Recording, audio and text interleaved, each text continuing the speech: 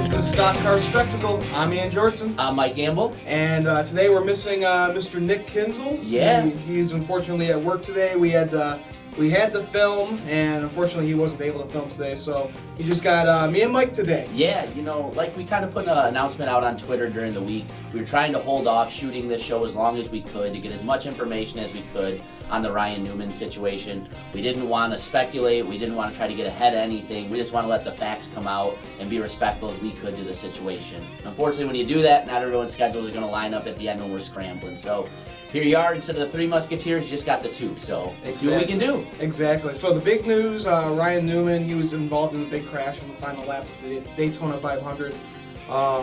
Walked out of the hospital 2 days later. It was a little scary when they brought up the black tarps and everything. Did not look good at all. But he walked out of the hospital. He looks fine. Yeah. And we're supposed to be getting an update from Roush Fenway sometime today of his condition. So hopefully we'll see Rocket Man race sometime soon later this year. Yeah, I just couldn't believe you started seeing the photos and stuff of him walking out of the hospital holding his kids, just walking out looking like he didn't have a scratch on his body. It's insane. I was in pretty constant contact with Connor Bunn from For the Lead podcast because they were at the race. Yeah. And from their account, him and Timothy's account, it did not sound good at all. They were both very surprised to see that. So to see him walking away, just such a blessing and such a testament to the technology and the safety of these cars, and really hope to see him at the racetrack soon now. Oh yeah, exactly. And I was also reading one thing, why they brought up the black tarps is because they didn't want another Almirola situation. Yeah. When they had, all the pictures of him, getting out of the car and him on the stretcher and all that, they just didn't want any photos like that. So it kind of good measures, but still, when you see the black tarps, it's a little scary. Your head goes to the worst place. Yeah, exactly. But we're happy to see that he's all good, and hopefully Rocket Man will be racing soon. Right. So let's get into the Daytona rundown. Yeah. We're just going to go through it real quick since it was last week. The truck race was on.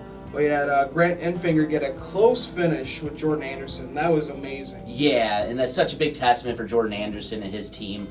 For you guys that maybe don't follow the truck series closely, Jordan Anderson literally puts every dollar in his bank account into his truck team.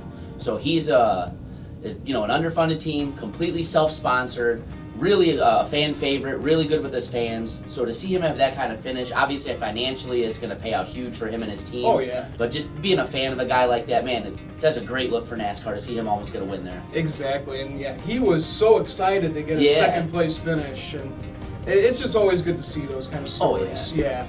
All right, so for the Xfinity Series race, we have my boy Noah Gragson getting his first Xfinity Series win at Daytona. And he probably had the best celebration out of anyone I've ever seen, doing the old Dukes of Hazzard slide across the hood. It was awesome. Oh, yeah. Yeah, that was awesome to see. I was really excited to see him win. One of the coolest things I thought, too, with the celebration, it's like with Noah, when he wins, you just expect it to be absolutely ridiculous. Exactly. And once again, he delivered. Yeah, and this time he did not throw up, so that was good. That was awesome. Yeah, all right. Keeping our cookies down this time. I like it. Yeah, right, and he pulled the Tony Stewart, climbed the fence. That was awesome. Yeah. That was really cool.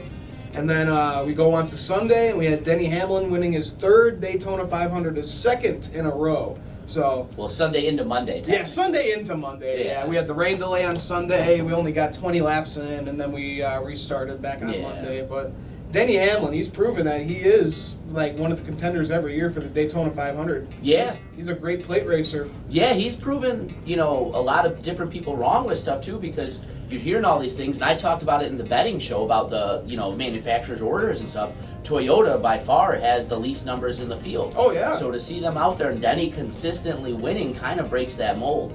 So really cool to see. I was this close to picking the winner correctly, which was awesome too. Yep. So, but yeah, no, it was a pretty memorable Daytona 500 for a lot of different reasons. Obviously, a lot of them going to be negative because of everything with Ryan Newman. Yeah. But before all that, man, it was an exciting race. There was a lot going on Monday. Oh, yeah, and to have Dale Jr. wave the green flag for the race, that was awesome. Yeah. And just everyone's just driving so competitively. Everyone's blocking. It's like, what's up with all this blocking lately?